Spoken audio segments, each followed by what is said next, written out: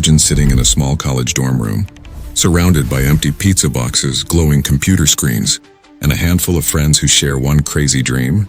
No money, no investors, just lines of code on a screen. Now imagine that from this tiny, messy room, you end up building a company that connects more than 3 billion people around the world. Sounds impossible, right? But that's exactly what Mark Zuckerberg did. And his story isn't just about building Facebook. It's about taking risks when no one believes in you, ignoring the noise, and creating something so powerful that it changes the way the entire world communicates. Mark Elliott Zuckerberg was born in 1984 in White Plains, New York. His father, Edward, was a dentist. His mother, Karen, was a psychiatrist. On the surface, it looked like a normal middle-class American family. But Mark was never a normal kid. At just 12 years old, while most kids were playing video games, Mark was building them. He created a simple messaging program called ZuckNet so his father's dental office could communicate with the family computer at home. It was his first taste of creating something useful, and he loved it. By high school, Mark's talent had become undeniable. He wasn't just good with computers, he was a prodigy. He built programs that attracted attention from tech companies, including Microsoft and AOL. They tried to hire him before he even finished high school, but Mark wasn't interested in working for someone else. He wanted to build his own path. When he entered Harvard University, everything changed. Mark was studying computer science and psychology, an unusual mix that reflected both his technical skills and his interest in how people think.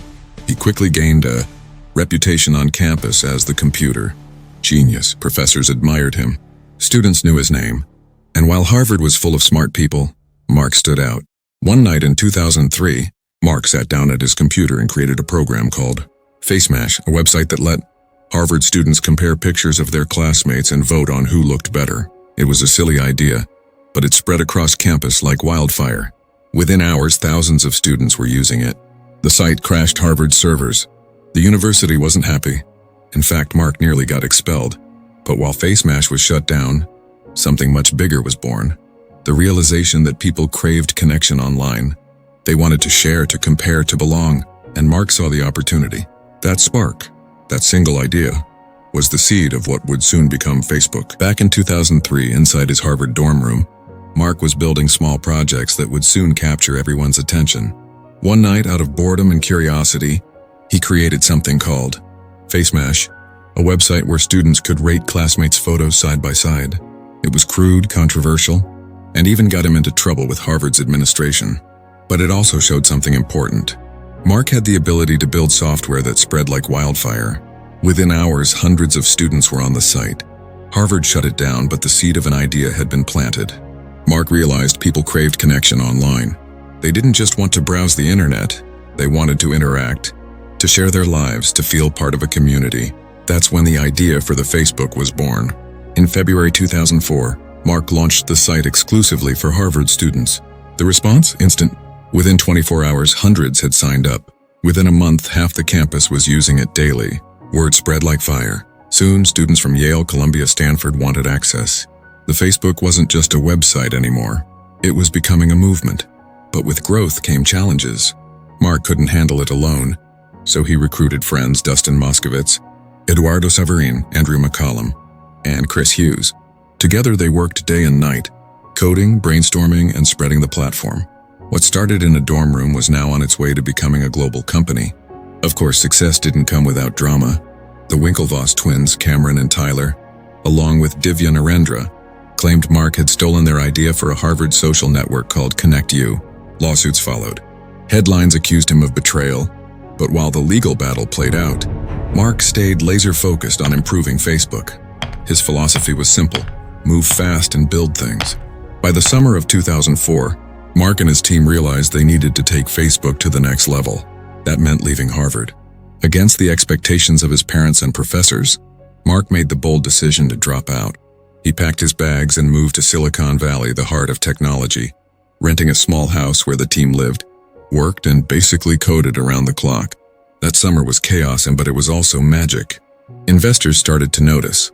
One of the first major backers was Peter Thiel, co-founder of PayPal, who invested $500,000. That cash gave Facebook the breathing room to grow beyond colleges. By the end of 2004, Facebook had over 1 million users. Think about that. From a single dorm room to 1 million people in less than a year. This wasn't just a startup anymore. It was the beginning of a revolution in how humans connected. But Mark's ambitions didn't stop there.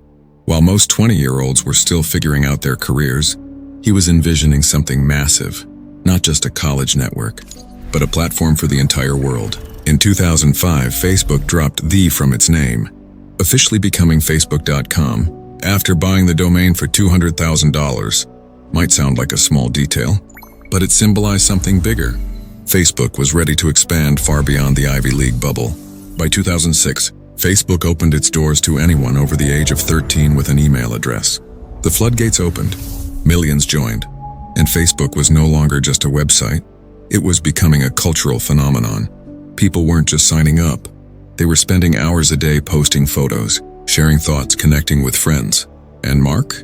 He was only 22 years old, running a company that was already reshaping human interaction.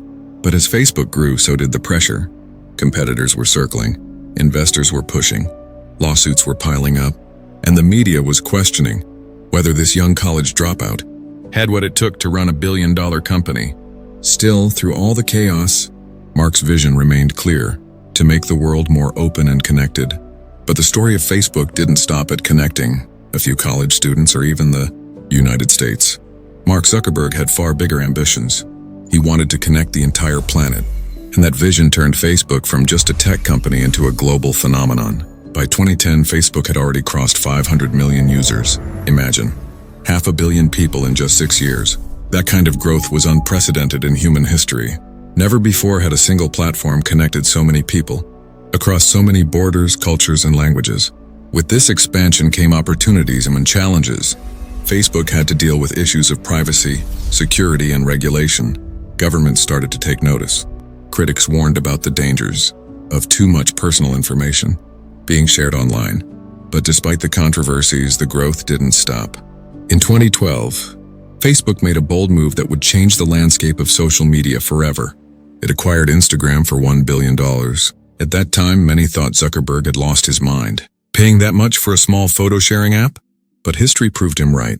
Instagram became one of the most powerful social platforms in the world, helping Facebook dominate an entirely new generation of users. 2 years later, in 2014, Zuckerberg struck again, this time with an even bigger purchase, WhatsApp, for a staggering $19 billion. To put that into perspective, that's more money than some countries' yearly budgets. But this wasn't just about buying an app. It was about owning the future of communication. With WhatsApp, Facebook controlled not just social networking, but also the way billions of people texted, called, and shared their lives. And it didn't stop there. The company also acquired Oculus VR, betting on virtual reality as the next frontier of human interaction. Zuckerberg wasn't just building a social network anymore, he was building an empire.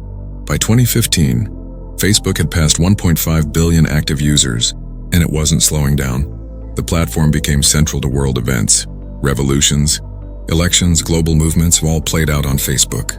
For the first time in history, one man's company was shaping how humanity communicated on a massive scale. But with great power came great responsibility. Scandals like the Cambridge Analytica data breach in 2018 shook the company's image. Politicians grilled Zuckerberg in front of Congress. Users questioned whether Facebook had become too powerful. And yet, even with the criticism, the platform continued to dominate. What's most fascinating is how Zuckerberg always managed to adapt. Whether it was changing algorithms, introducing new features like the newsfeed, stories, or live video, he stayed ahead of competitors. Even giants like Google and Twitter couldn't slow down Facebook's momentum. By the end of the 2010s, Facebook wasn't just a social network anymore. It was a family of apps: Facebook, Instagram, WhatsApp, and Messenger, together reaching over 3 billion people worldwide. That's nearly half of the Earth's population. Think about that for a second. Half the world, connected through platforms owned by one company, led by one man who started in a dorm room. But here's the question: what does Mark Zuckerberg's story mean for you? It's not just about Facebook. It's not just about billions of dollars or global influence. It's about the mindset that built it all. Mark started with nothing more than curiosity, a laptop, and the courage to think differently. He didn't wait for perfect timing. He didn't wait for funding. He didn't even wait for permission. He simply built, tested, failed, and improved, over and over again. And here's the truth. You don't need to be a genius programmer to create something extraordinary. What you need is consistency, focus, and the willingness to chase a vision even when others don't see it yet. Every giant company you know today, Facebook, Amazon, Apple, Tesla, all of them started small. A garage, a dorm room, a handful of people, an idea that sounded crazy at the time. Mark's story proves that innovation doesn't come from resources. It comes from resilience. It comes from daring to stay in the game when most people quit. So what's stopping you? That idea you've been sitting on. That business you've been afraid to start. That skill you've been delaying to learn. Maybe it won't look perfect at first. Maybe it won't succeed right away. But remember this, neither did Facebook. Zuckerberg once said, "The biggest risk is not taking any risk." And he was right. Playing it safe will never change your life, but daring to try might. So as you finish this video, ask yourself, are you ready to take your shot? Are you ready to step into your own version of the dorm room startup? Because if you are, the next success story the world talks about could be yours. This is Zero to Founder, where we share the journeys of people who turned small beginnings into empires. If Mark Zuckerberg's story inspired you, make sure to hit that like button, share this with a friend who needs motivation, and subscribe so you never miss the next story that might change your life. Your future doesn't wait. Why should you?